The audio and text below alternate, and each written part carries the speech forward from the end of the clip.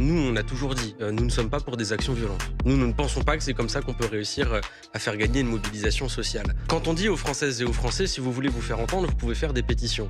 Mais qu'on balaye d'un revers de la main la pétition sur la loi du plomb, quoi qu'on pense de la loi du plomb. Quand on dit aux Françaises et aux Français, alors dans ce cas, vous n'avez qu'à manifester, qu'ils ont manifesté pendant la réforme des retraites et qu'ils se sont pris un 49-3. Quand on dit aux Françaises et aux Français, c'est pas les manifestations qui font la démocratie dans le pays, ce sont les élections. Et que les macronistes arrivent 3e aux élections législatives et qu'ils restent au pouvoir.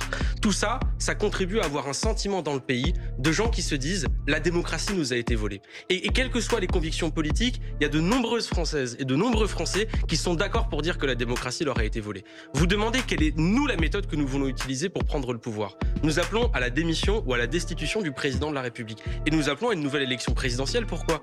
Parce que c'est un moment qui est fondateur politiquement pour le pays. Et parce que c'est ça qui nous permettra de sortir de l'impasse. Et j'irai même plus loin. Nous sommes favorables à avoir la convocation d'une assemblée constituante, c'est-à-dire une assemblée dans laquelle vous n'avez pas de gens qui ont été élus dans la Ve République, et ces citoyens, accompagnés de constitutionnalistes, d'experts, travailleraient à une nouvelle constitution qui serait soumise à référendum, et où vous votez pour ou vous votez contre. J'aimerais ajouter une chose. Dans ce mouvement-là, on a vu, pour le coup, parce que je connais beaucoup votre attrait pour cette mouvance Nicolas Quépeille, moi j'ai vu dans ce mouvement une personne dont on parle assez peu, c'est Léa. Et Léa, c'est la fille de Nicolas.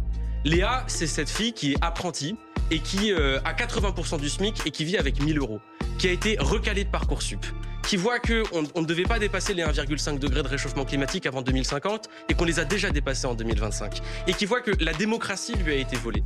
Il y a une jeunesse qui a des Léa était dans la rue aspirations aujourd'hui ? Oui, c'est très jeune comme mouvement. J'ai vu beaucoup de jeunes, c'est pour ça que je dis ça. Je veux qu'on l'entende. Il y a une parole des jeunes qui doit être écoutée, et je suis très content qu'ils aient pris part à ce mouvement. Oui.